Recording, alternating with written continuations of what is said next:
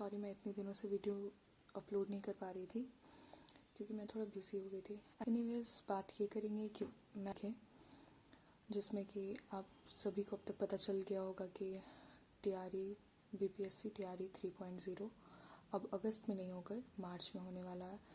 कुछ देर तक तो मैं इसी का इंतज़ार कर रही थी कि हो सकता है इसके डेट फिर से चेंज हो जाए, अगस्त में ही होगा, लेकिन ऐसा कुछ भी नहीं हुआ। मैं खुद शॉक में थी कि पता नहीं अचानक से क्या हो गया, इतना जल्दी कैसे एग्ज़ाम्स हो सकते हैं। लेकिन फिर अब तक तो यही चीज़ पता चलता है कि एग्ज़ाम्स हो सकते हैं मार्च में। और जैसा कि आप जानते हैं कि के पाठक ने भी कह दिया है कि बीपीएससी टीआरई 4.0 हो सकता है अगस्त में और 3 अभी ही होगा मार्च में। मुझे डोमिसाइल को लेकर बहुत ज़्यादा फिक्र हो रहा था कि पता नहीं क्या होगा। हम लोग क्योंकि बिहार से हैं तो ऐसा लगता है डोमिसाइल नहीं होगा तो क्या होगा। लेकिन अभी तक बीच में ऐसा हुआ था कि कुछ लोग बोल रहे थे कि डोमिसाइल हो जाएगा, लागू करना ही होगा, लेकिन ऐसा कुछ भी नहीं है। डोमिसाइल का अभी तक कोई न्यूज़ नहीं है कि हाँ वो लागू होगा या नहीं, कोई भी ऑफिशियल नोटिफिकेशन में नहीं है। तो देखिए, अगर नोटिफिकेशन आने के बाद ये पता चल जाए कि डोमिसाइल है तो अच्छी बात है, नहीं तो अगर नहीं भी लगता है तो कोई प्रॉब्लम नहीं है। आप अच्छे से मेहनत थोड़ी ज़्यादा करनी होगी, आपको इस पे फोकस करना है। और अगर मेहनत सही रही हम लोगों की और अल्लाह ने चाहा तो इंशाल्लाह ज़रूर होगा। लेकिन हाँ, डोमिसाइल अगर हो जाता तो वो काफ़ी बेनिफिशियल होता बिहार के बच्चों के लिए, और ये बिहार के बच्चों का हक है। तो मुझे ऐसा लगता है डोमिसाइल बिल्कुल लगना चाहिए, इसे हटाना तो बिल्कुल भी नहीं चाहिए। उन्होंने क्यों हटाया है इसके बारे में क्या ही कह सकते हैं, आप लोग भी न्यूज़ में देखते होंगे और मैं इतना कुछ कह नहीं सकती हूँ यहाँ। बाकी सही गलत सबका अपना अपना ओपिनियन होता है। और अभी मार्च में एग्ज़ाम्स होने वाले हैं तो देखिए क्या होता है। मुझे उम्मीद है कि आप लोग इससे काफ़ी अपडेट होंगे, क्योंकि मैं वेट कर रही थी कि हो सकता है चेंज हो जाए, हो सकता है कि एग्ज़ाम्स अगस्त में ही होंगे। लेकिन नहीं, फिर के पाठक का भी आया कि नहीं, एग्ज़ाम्स मार्च में ही होंगे। तो ऐसा अब मुझे नहीं लगता कि ये चेंज होगा। बाकी आपने प्रिपरेशन कैसे करना है, आप ऑनलाइन बैच लें या नहीं लें, या फिर आप प्रिपरेशन यूट्यूब से करें, इससे रिलेटेड जो भी बातें होंगी वो मैं नेक्स्ट वीडियोस में आप लोगों के साथ शेयर करूँगी।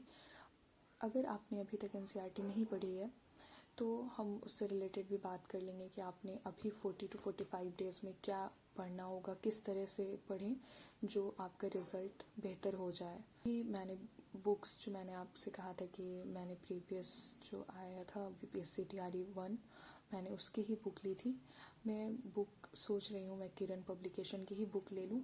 अगर आप लोग बुक लेना चाहते हैं तो मैं सजेस्ट यही करूँगी कि आप लोग भी किरण पब्लिकेशन के लिए, क्योंकि आप भी अभी सुनते होंगे ज़्यादातर जो वीडियोस में भी है कि उन्होंने ज़्यादातर प्रिपरेशन किरण की बुक से की है और उनसे बहुत ज़्यादा क्वेश्चंस मैच हुए हैं। तो इस वक्त आपको ये नहीं देखना है कि आप कितना ज़्यादा नॉलेज ले सकते हैं, आप वो पढ़िए जो आपके एग्ज़ाम्स में आए तो वो ज़्यादा बेहतर होगा।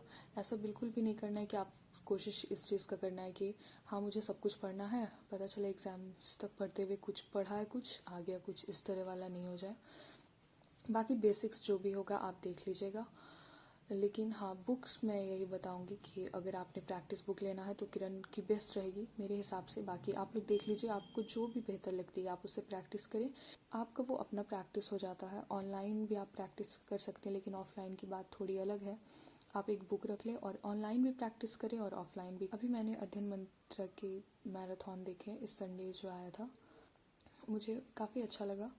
और उसमें जो कुछ कुछ क्वेश्चंस होते हैं, आप जानते हैं कि हम लोग पढ़ लेते हैं लेकिन रिवीजन नहीं हो पाता, तो उसमें जो क्वेश्चंस बने हुए होते हैं ना, उससे काफ़ी अच्छे से रिवाइज हो जाता है। तो आप इस तरह से भी कर सकते हैं।